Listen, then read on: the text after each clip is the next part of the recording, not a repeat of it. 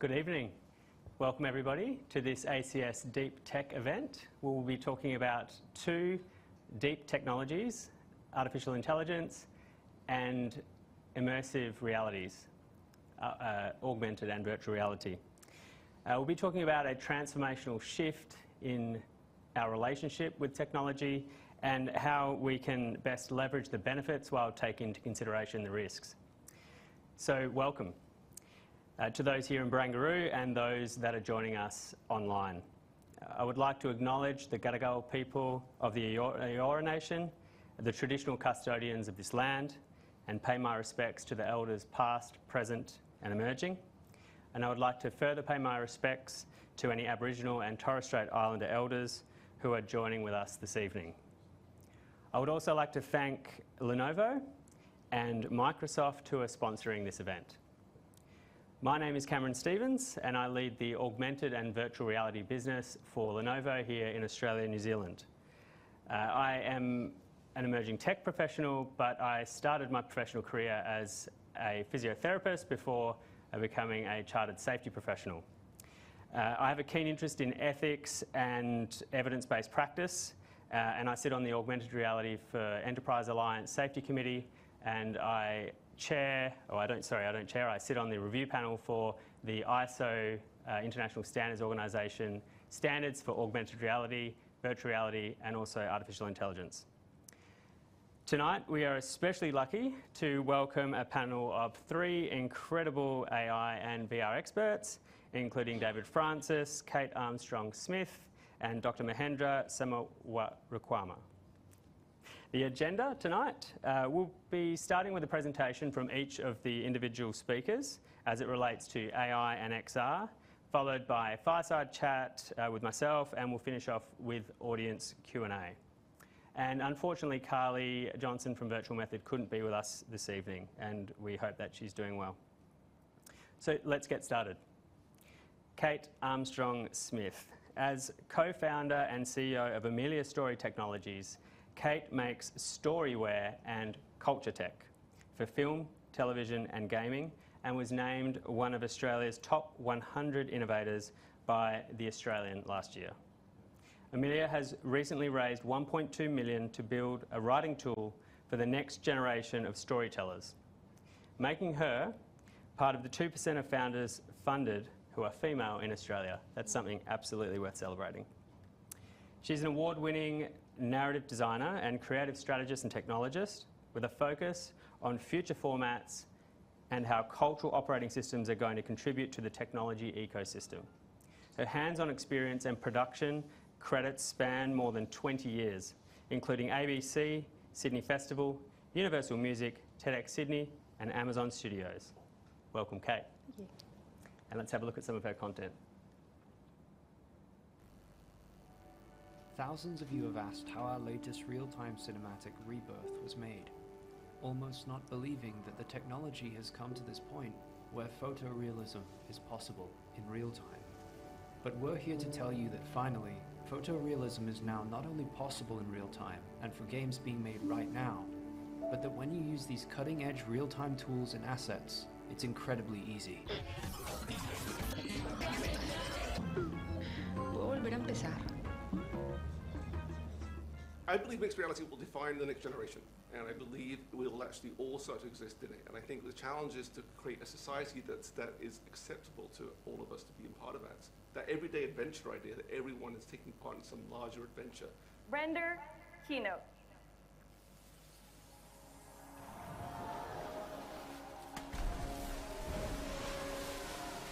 With Red Dead Redemption 2, Rockstar Games aims to create a living world that's not simply open, but deeper. Come on, pretty boy. More interactive and detailed than ever.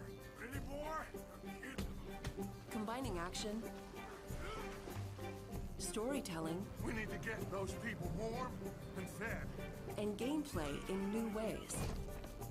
But lately, there's actually been signs that motion capture technology is about to go up to a whole new level. There's no real sets, there's no real animals, there's no motion capture, there's nothing but pixels. At one point, they put some sort of virtual reality helmet on me. The world is going to look as close to real as we can get to in a real-time engine.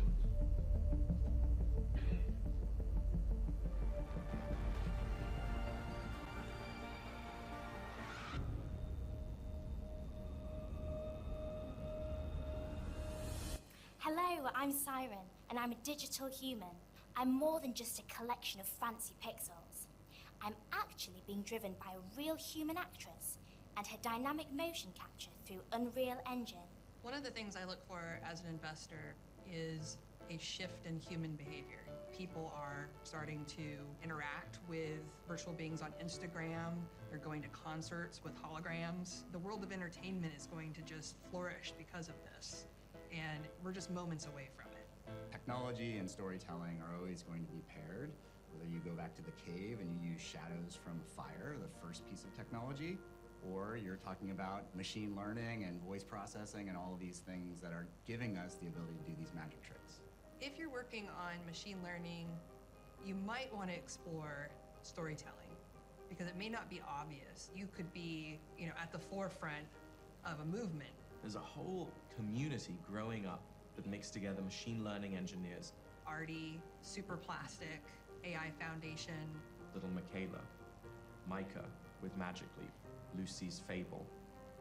Basically a revolutionary change in how we consume entertainment. And so that's what makes it so exciting to be on the ground floor watching this stuff happen right now. Don't move. Now, what does this mean for storytelling? If we create an autonomous character that has a brain, has a memory, has emotions, the journey will not be a passive thing where you're an audience to a story. You will be a participant in the story. The next era will be defined by human cooperation with intelligent machines. We have to.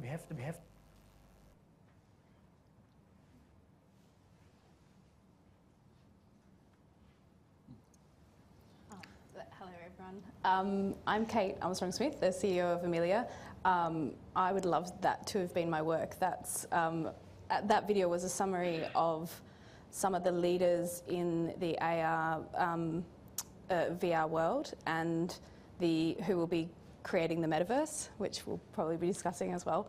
I'm the CEO of Amelia, and I am not an expert in deep learning and AI. I'm an expert in narrative experience and culture. And I have a CTO and amazing people developing technology for us that, unlike deep learning and AI traditionally, that tries to model the human brain and ideally rationality. What we're trying to do is modeling social interaction, and we're using computers to create technology that holds all of the social interactions that allow humans to then create using it in spaces like Web3 and virtual reality. So for VR in particular, what we're doing is creating semantic layers that creatives can then design their worlds. So I have a few, just quickly, slides why we're doing what we're doing and why it's important. If not, I can, yeah. So we're building technology to help creatives write and design stories in a spatial computing environment.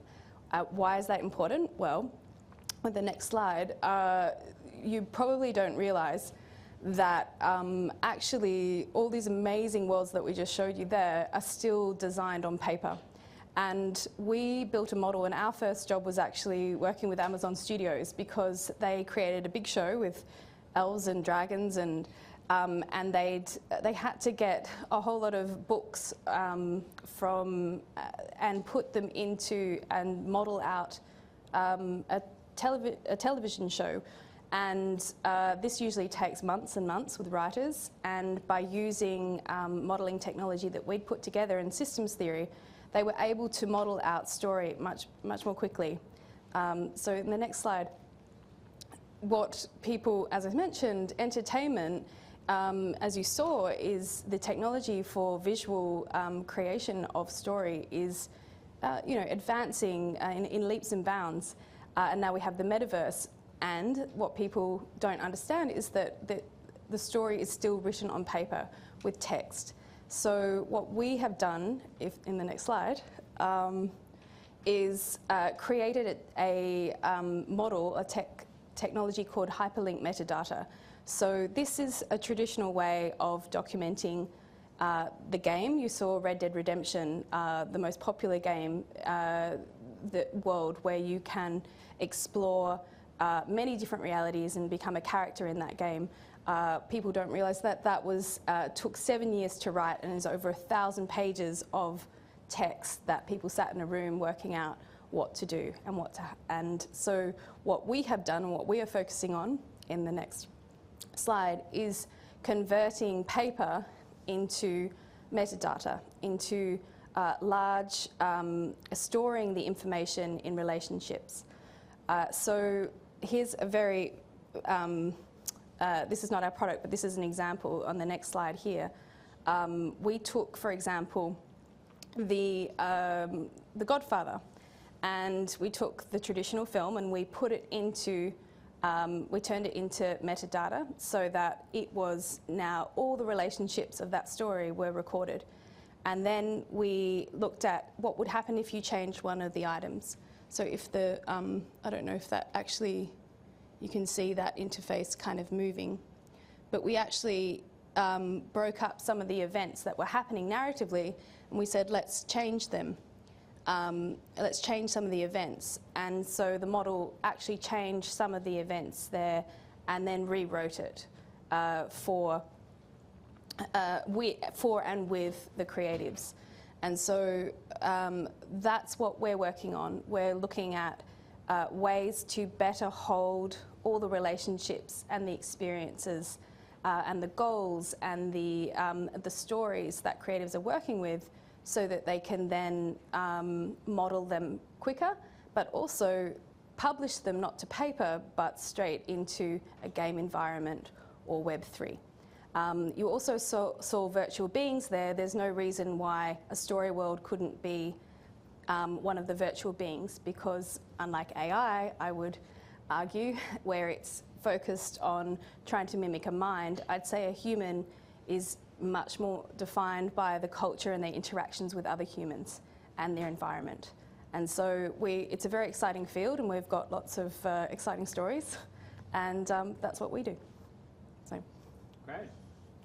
Thank you very much. And we'll be moving on to introducing Dr. Mahendra, who is the Data Science and Analytics Manager at Australian Red Cross, and is also ICT Professional of the Year at ACS Digital Disruptors Award. So congratulations, Dr. Mahendra, and we're very thankful to have you here.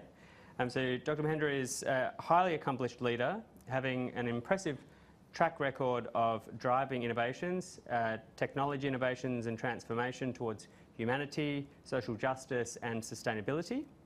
He's extremely passionate about empowering people, innovations and creativity to enhance the businesses and customer experience.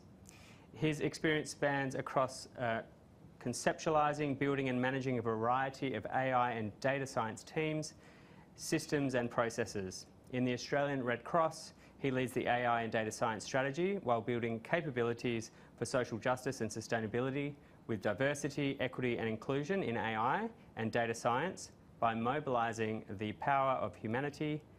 Welcome, Dr. Mahendra. Thank you. So if you would like to describe what we're about to see of your content? Yeah, so today I presenting a video. The video is designed by University of Sydney Computing and Audio Research Lab, where I did my PhD. That particular video focusing very important aspect of the virtual and augmented reality. If you consider this technology, immersive technology, that's mainly visual, acoustic and intuitive interaction. Now acoustic technology play a major role. Now during my PhD, my research mainly focused on capturing 3D sound scenes through a spherical microphone array and transforming that into particular sound format called HOA encoding, which is the state-of-the-art method of capturing the sound scene, and then that HOA enable reproducing of the sound, playback in any configuration of loudspeaker or any other headset. Now, that's my research, and this research is actually focusing on this. The video what you now see is focusing on the reproduction of this sound scenes through a VR headset. Now, and they are focusing how head-related transfer function should be incorporated to this immersive technology. Now, if you look into if you talk about HRTF, head-related transfer function, that depending on your shape of the head and the ear. Now, when you put in your VR headset, you effectively bypass most of these aspects, and you are directly connect your speaker into your ear. Because of that, we need to somehow reproduce this. We need to generate this your head and the ear related characteristics into the sound, and that's a very complex process and complex. And when you look into this video, what I want to show is like how Australia is contributing to this very important technology. This is over 2 decades of research of University of Sydney Computing and Acoustic Lab. Professor Craig Ginn, director of the lab, is doing this research quite like 2 decades. And PhD students Nadeem Hussain actually presenting this video. Let's listen to that. Great. Can you cue up the video, please?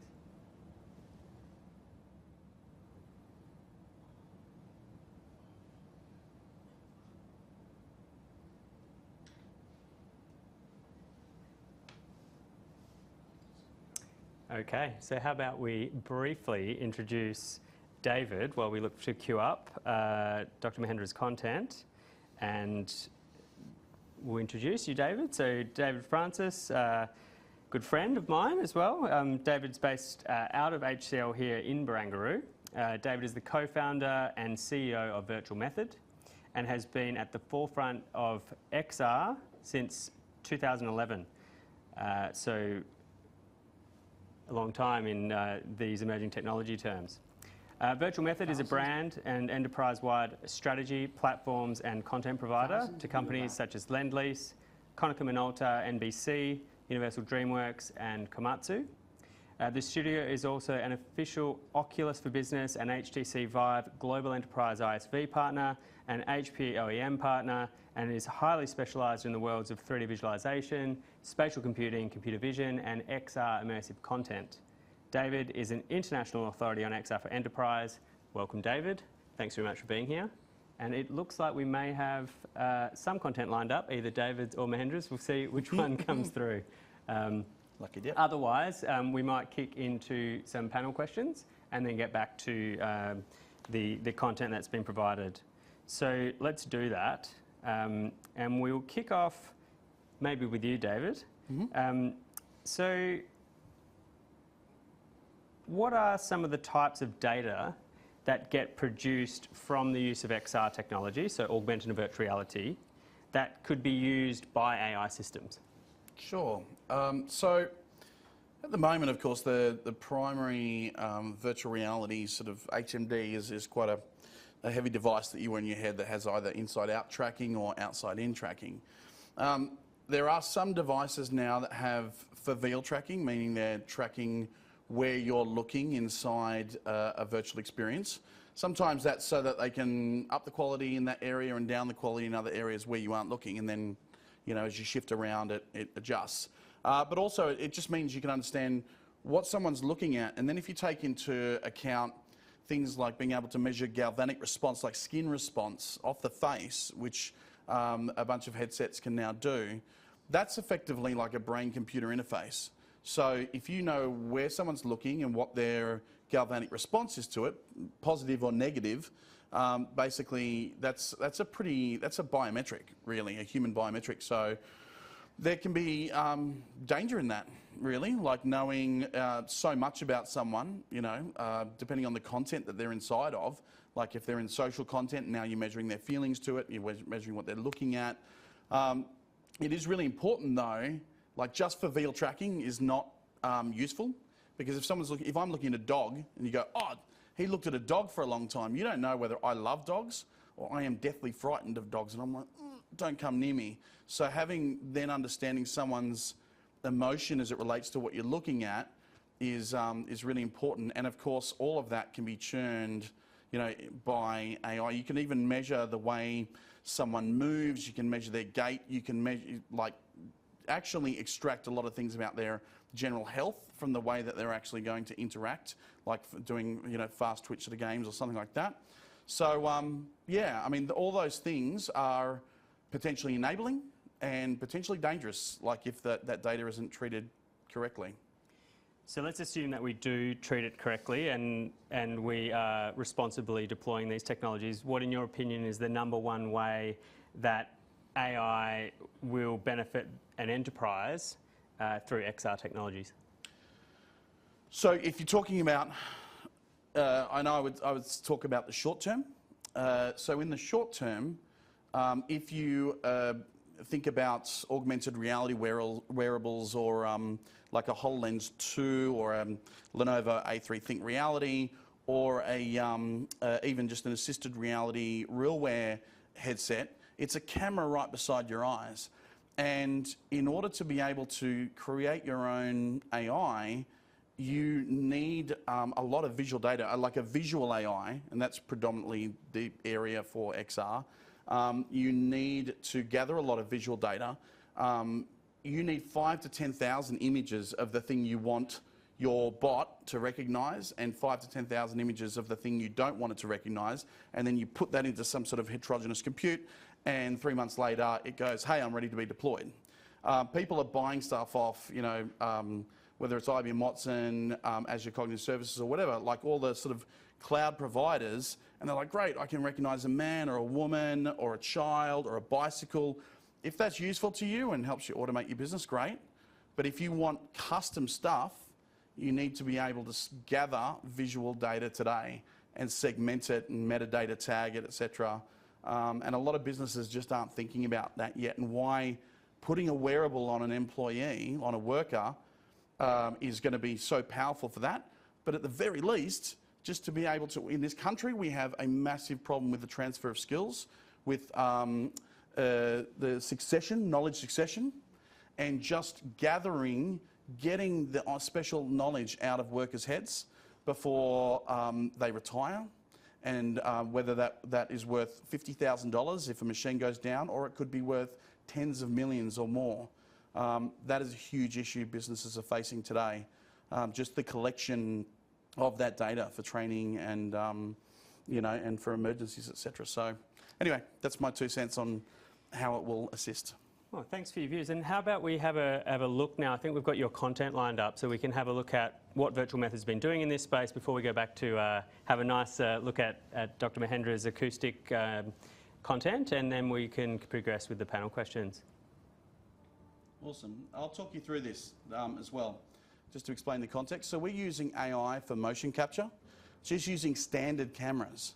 So using something like 6 GoPro cameras, as you can see here, you can capture an entire band playing with instruments, etc. We can actually use the AI to separate out the meshes and visual data from that. Here you have a football match, and this technology is right at the point to at being able to be streamed. So you can actually capture an entire football match and stream it into the 3D body doubles of all those players, and people can watch it in a game engine on a PlayStation 5, etc. Here you're capturing a tennis match and then putting the motion capture data back into effectively like a metaverse replica of the court. But because we also get not only all the 10 digits, but we get visual data, we can show you where a player is looking in real time. So Nadal, we can show you with a few seconds latency where he's looking on the court as he's playing in the final. You can jump inside his eyes. or Ronaldo as he's running around the field and he's going to kick to the right corner. Here we have non-player characters powered by AI in a metaverse that we built for Lend-Lease to showcase the Milano Innovation District in Italy. And this is a game that teaches people about IoT and how to, how to fit out a building with the right IoT sensors. So the non-player characters create a whole level of like realism to that. Here you have us playing with nerfs. This is in Barangaroo actually, neural radiance fields.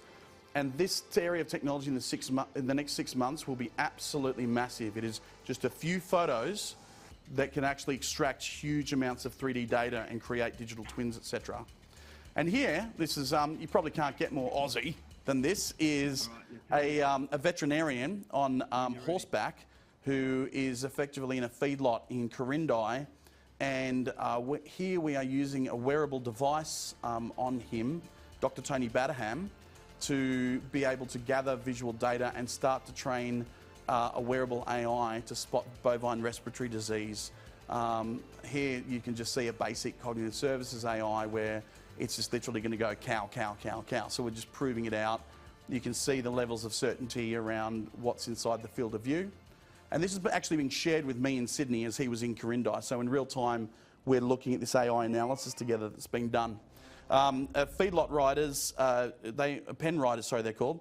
They only have 2 to 3 seconds to look at each cow and identify whether it has BRD. If they don't catch that it has BRD, they lose 10% of their lung capacity per day. In a few days, they just need to be put down. So being able to just train up a camera that could then be there persistently, like at the lot, looking at all the cattle day and night, and then being able to tag and say, hey, check out this particular beast that, may have, go and check it out now, pull it out of population before it gets other cattle sick, and treat it so that it's actually able to, keep living, is a really powerful ag tech use case. Fascinating. It's great to see these technologies being deployed across pretty much any industry vertical. And let's move back to Dr. Mahendra now to have a look at his acoustic content before we ask you a question. And before I do that, I just wanted to remind the audience that we'll be asking you for your own questions. So if you could start, have a think about popping them into the question service of your of the event, and they'll come through to me to ask the panel in just a few short moments. So we go to Dr. Mahendra's content. Hi, I'm Shaikh Hussain and I'm a PhD candidate at the University of Sydney. And today I'll be briefly but swiftly walking you through my project, which focuses on individualizing head-related transfer functions, or HRTFs, through photogrammetry. This is motivated by the rising industrial interest towards AR and VR, for which true individualized 3D audio is key to an immersive experience. The photogrammetry rig consists of 10 aluminium poles and 46 DSLR cameras. 41 are mounted at 3 different heights on the poles, the lowest being at eye level of a sitting subject, and 5 are positioned directly overhead looking down. White sheets drape around the poles, which provide a uniform soft lighting condition inside the rig. The subject wears a patterned shirt, a patterned wig cap, and a dotted pattern is painted on the ears. This is to ensure an even distribution of features across the torso, head, and ears, and is crucial to accurate surface reconstruction of the mesh.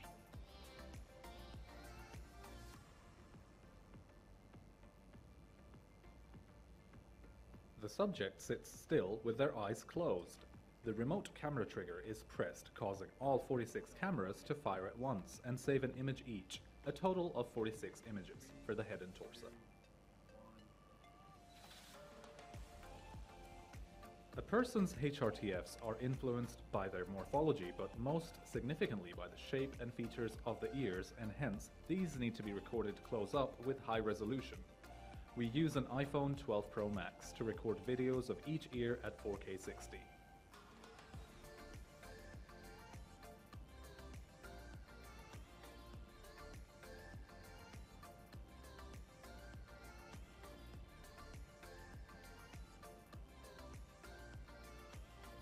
The software we use to reconstruct our 3D models is 3DF Zephyr from 3D Flow. it intelligently stitches adjacent images together to produce a mesh. For the head-torso model, it can work directly on the DSLR still images. For the ear models, though, we set Zephyr to extract 3 still frames per second from the ear videos, which ensures sufficient overlap between frames.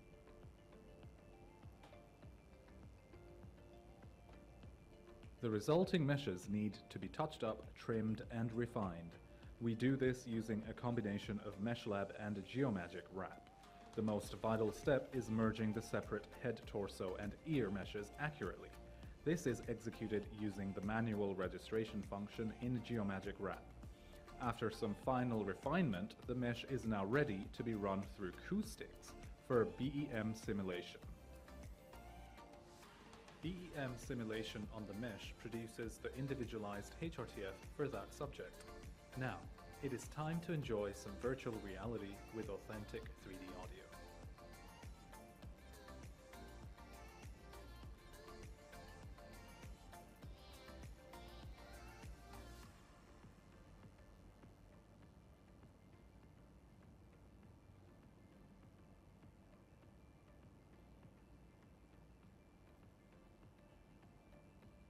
We are developing a mobile app that provides your HRTFs in no time directly from a quick video of your ears. Fully funded PhD scholarships and postdoc positions are open right now at our lab. Hop on board if you're interested. Thanks, Dr. Mahendra. And I'm going to jump to a question for Kate first, and then we'll come back to you with a question before we head to the audience questions as well. So, Kate, how is AI making immersive content creation easier? We saw some of the great work that you've been doing. So how is AI making immersive content creation easier, and then what are the risks that we should be wary of in relation to that? So I'll answer that from a semantic point of view and a narrative design point of view, and because I know David got AI as doing amazing things for the work he's focusing on from the traditional AI.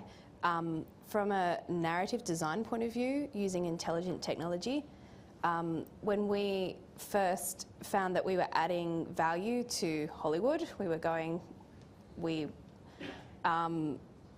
broke a show, they call it, where you go in and you're able to model a show faster than the creatives were doing at the time. We really got in trouble. We were told, don't kill the magic, don't put creatives out of work. Like, why would you want to do that?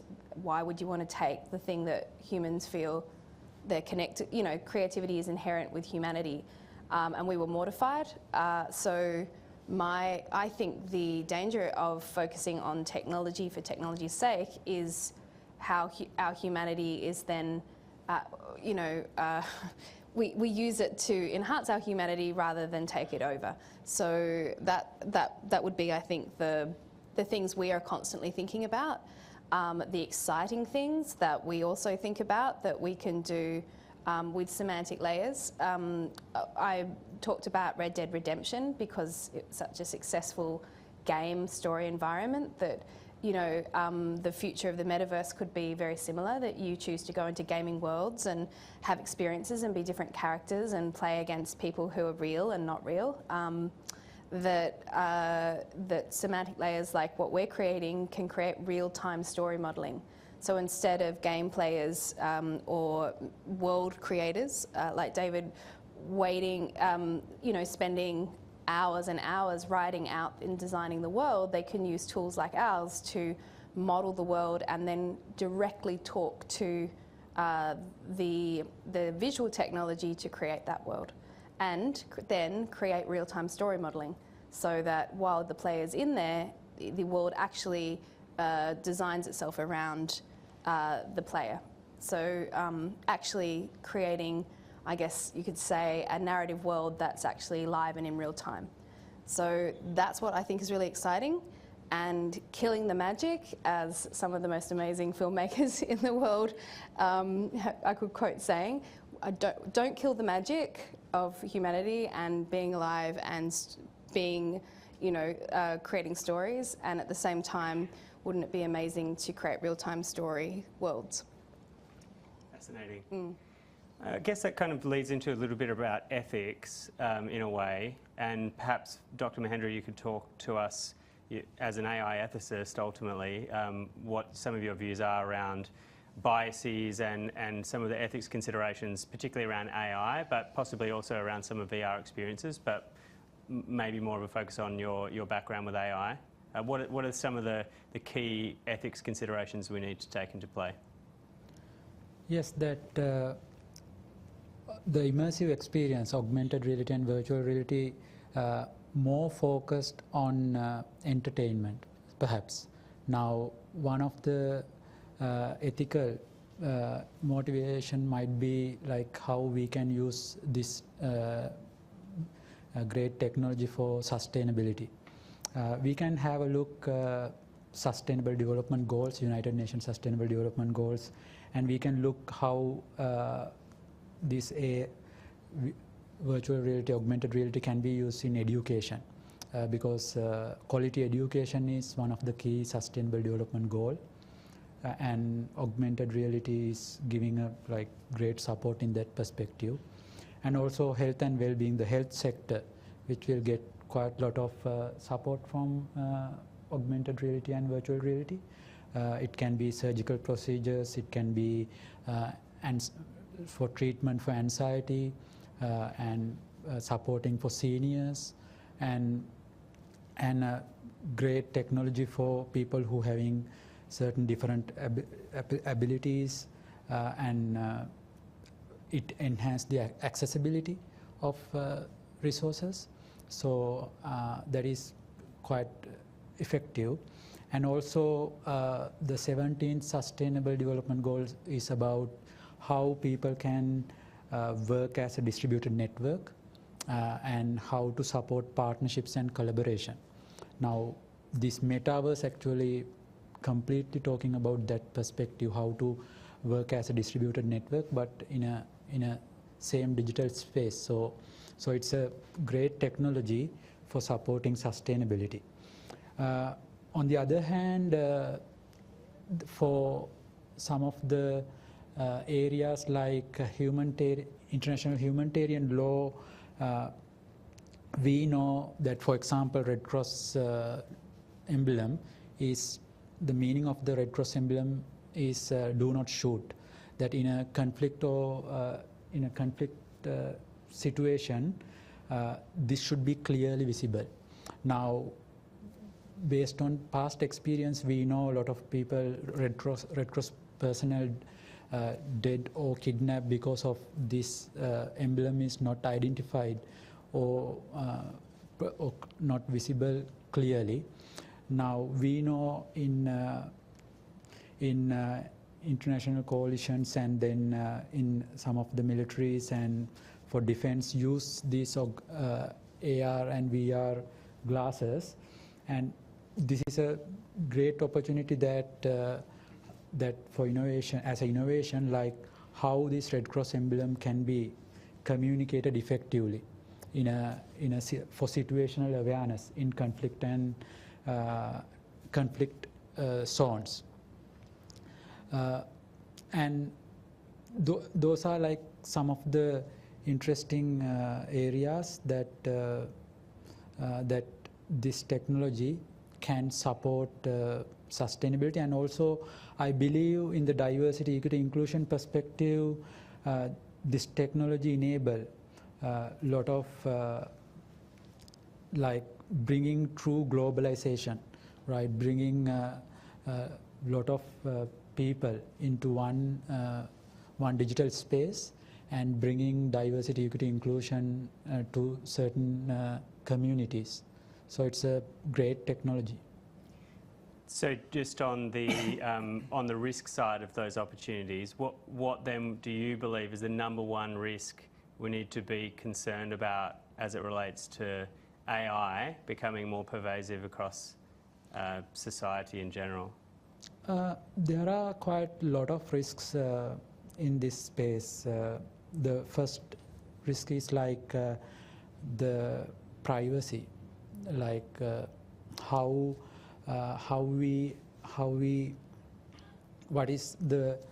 we govern the data privacy and security in related to this technology, and there are a lot of touch points, sensors that capturing data, and these need to be regulated while the technology is evolving. That's one aspect. At the same time, we don't know how augmented reality or virtual reality impact our psychology in long term, because we know in health that VR technology is used for treating anxieties and stress-related issues.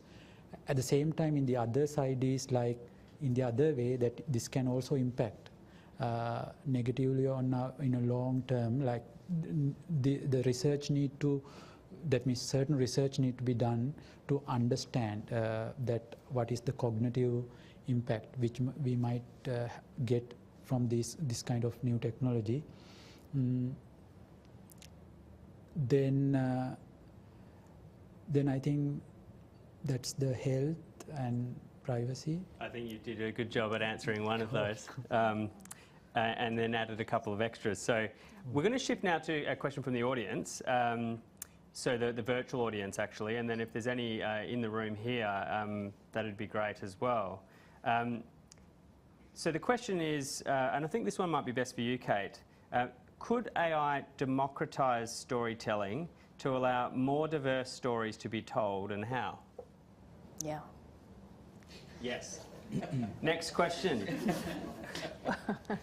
Yeah, absolutely. So the barrier for good storytelling is structure. Is the like at the moment, a good storyteller has to learn how to tell their story in one format. So this is where I think the next decade we're looking at a multi-format culture. I grew up pre-internet, where if you wanted to engage in culture, in storytelling, you could go to a movie, read a book, and watch a television show. And the last decade has been the explosion of content where, like, my daughters watch well, they're not allowed to watch TikTok, but they would, and they will engage in storytelling on, be it they know what TikTok is, Instagram, Twitter, like Netflix. And that's just one of the many different ways to engage in narrative. And so, but to tell a really good story, you still have to spend a lot of time understanding how to tell it as a movie, as a TV show. So with technology like Amelia, it says, don't worry about the format, you just worry about the story you want to tell, and we'll convert it to the format that your audience is in. And that's a form of democratization with a whole lot of, issues in that. But yes, there is inevitable democratization that happens. And one thing that we're actually doing is going into communities in Australia and asking them to orally tell their stories. So oral storytelling can be captured, and then that community can then tell and model that story and communicate it in any format that they want. So yes, it's a very, very exciting time for reformatting culture. And if I may, just add to what Kate just said, and as the Amelia platform is very exciting like that, is that it can also safeguard the balancing of those narratives too, because this is an industry that we're in today, immersive technologies, that again is becoming dominated by men. It just is. It's unfortunate. I mean, and I have to say this because Carly, who can't be here tonight, is very, very passionate about this and would like me to say it. It is so important that we have the balanced narratives. This is an emerging industry. So important we have the balanced narratives. We have patrilineal narratives and matrilineal narratives. Some of the greatest stories of our culture, like a lot of the stories that went on to form the Quran, that came from 1001 Nights, sort of, the traditional stories of the Bedouin in the deserts, etc., were matrilineal stories told by the women. And in this day and age, if we don't right now, at the beginning of all of this, make sure that the narratives are balanced, we're going to have yet another technological medium that is just dominated by a very narrow male-dominated perspective. We use words other than balance, as well as balance, as sovereignty and protection. So there's a possibility of colonisation that goes along with democracy, which is that, for example, say, and this is one we worry and talk about and get advice from community on. Say an elder was an Indigenous elder, or First Nation elder, was scanned into the metaverse. Who has the right to be that elder? Could someone then pretend to be that elder? What happens if in the metaverse you decide to go around as an elder? Do you have the permission or a right to do that? Do you have the right to appropriate other cultural identities and engage with people in those ways? These are questions that are going to have to be addressed because it's technologically possible to do that. And so sovereignty and the ability to, who owns story? We are looking to First Nations who have Indigenous cultural intellectual property precedent already. They are the leading thinkers in this area. And I think that Indigenous nations, as well as underrepresented people in our story environment, are going to actually inform a lot of how we engage and operate in spatial computing environments. So, yeah, that's a good question. Great. Nice one, And guys. I think a follow-on to this, but shifting more to enterprise, so a combination of the ethics question, the privacy question, and then your comments there. Question for David from the audience. While collecting data with this enterprise focus, what kind of issues does your team face in terms of privacy and ethics, and how do you handle that? Yeah, we occasionally run up against people pushing back for the wearable piece. Going, there's a camera there, are we being watched all the time? All that sort of thing. There's some easy parameters to put in place to, ensure that, and to put people at ease that you're just not being consistently recorded and tracked. Many people already are anyway, just through their mobile phones dialed into their MDMs and all that sort of software that the ICT departments deploy. One of the main things about it, of course, which you'd be familiar with your safety background, is it is intrinsically safer to use wearables in the workplace. To have the use of both your hands, to actually have the faculties of your full physical self, to hold on to a rail, to avoid falling, to have a speech to a visual interface it's just safer. If you go into any industrial environment, see any form of digitisation where these poor engineers are being forced to carry these like ruggedized tablets or computers or whatever and try and pick up their tools and get their work done, it's just it's outright dangerous. So that's one of the ways we overcome it. Is we literally, the industrial manslaughter laws in this country now are just second to none globally. Really, I don't think many people realise that yet. But if you know that you are going to give a worker a digital interface that is intrinsically safer for that worker in the field, and you choose not to, then, and something goes wrong, like the Otis elevator operator was looking down at his device and walked into the shaft and fell, in Singapore not long ago, and, then I think the enterprise has to look at just not only is this technology very enabling, to augment a worker and skill them up on the spot as they see, I need to do this, and now this, and now this, and now this. A reinforcement of really that traditional pedagogy they probably had at a PowerPoint, watching a PowerPoint in a classroom, and 80% of the knowledge fell out of their head when they walked out. You're reinforcing those skills. Skills in Australia right now are in, short supply, especially in regional areas. So you're giving them those skills on the spot. You're, working with them to ensure that the standard operating procedure is done properly, legally, compliantly, and you're keeping them safer. When you explain that to the powers that be inside corporations, and they see it, they go in the field and they see it, they go, oh, now I get it. This is not just like a fluffy, gimmicky hey guys, we're all like seeing holograms now, like Minority Report. It is actually making workers more productive and safer and proliferating skills in an economy that is desperately short of them right now. And interesting you raised about the industrial manslaughter, but also the enforceable undertaking rulings have come out. One of the most recent enforceable undertakings for a near-fatal event that happened here in Sydney, actually, with one of the large construction projects, and you can look that up. I won't name the name, of course. Publicly available information, but the enforceable undertaking was to for the company to create a virtual reality training experience, which kind of says something in terms of the utility of this these solutions and their potential benefits. So shifting back again then to something probably more consumer focused and just our everyday lives and households. And I picked up a comment that you said before about TikTok. So I am going to ask you, Kate, but I also want your opinion on this as well, Dr. Mahendra. What do you think the barriers are that makes VR and AI technologies from being more adopted in the household? Kate. Cost, nausea, and just general, like you get this critical, it's harder to get a critical mass. So I handed my iPhone to my children at some point and it never, and then that exchange happened. You've got to buy a completely different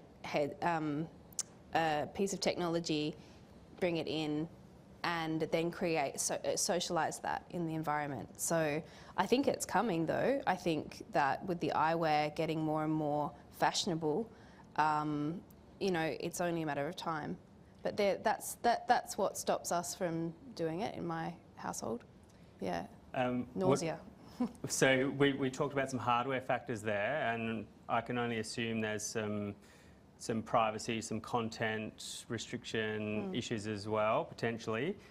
What about you, Dr. Mahendra? What's your thoughts about why AI, and don't forget AI is chatbots, there's all sorts of things, our interfaces with Alexa and Google, etc. Sorry, to explain. Yeah.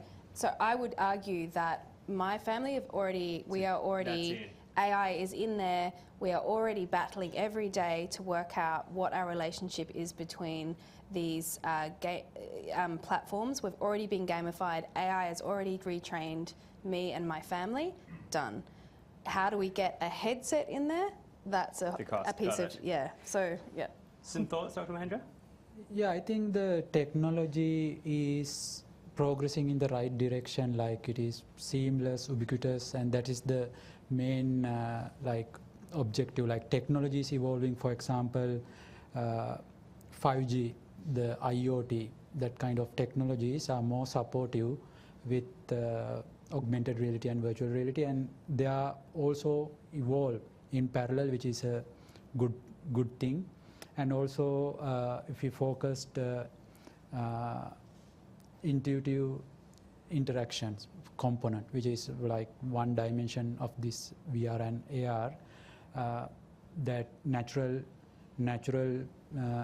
user interfaces are now quite evolving at this stage, because if we are going to use it household, it should be really user friendly, that like very effective usability perspective, and technology is developing in right direction now. Certain organizations look into developing these natural user interfaces, and then the contextual awareness, which are very important. This interact with the technology, intuitive interaction, which is very low friction. So these are very important, and 5G is coming, and then it is easy to like edge computing, and they are very important aspects when using the virtual reality, like augmented reality applications. So these are the aspects that currently in progress, and I think at the end that people will use these technologies as a household. It's not far away. Great. Now I do have so many questions to get through, and we are very close to being out of time, but I do want to ask this one question, and then we'll do a rapid-fire summary from the team. This is a relatively controversial one, and I'm going to ask David for it purely because of the role that I know that Carly plays in this conversation. But it is controversial me asking a question about female experience to a male, but I will ask that anyway, and then hopefully we can get another perspective. So AI and just metaverse in general, there's a lot of media around problems with female experience, in particular sexual harassment. Whose role is it to moderate these spaces to ensure it's safe for everyone?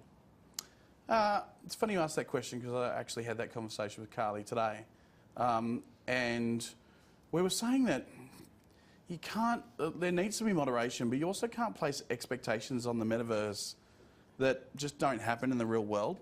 That you go, well, you know, you can't say, oh, well, you know, everything needs to be moderated and eradicated. There's a sense of personal responsibility, of municipal responsibility as well, of looking after other people in the metaverse that you're in and going, are you all right? You know, are you okay?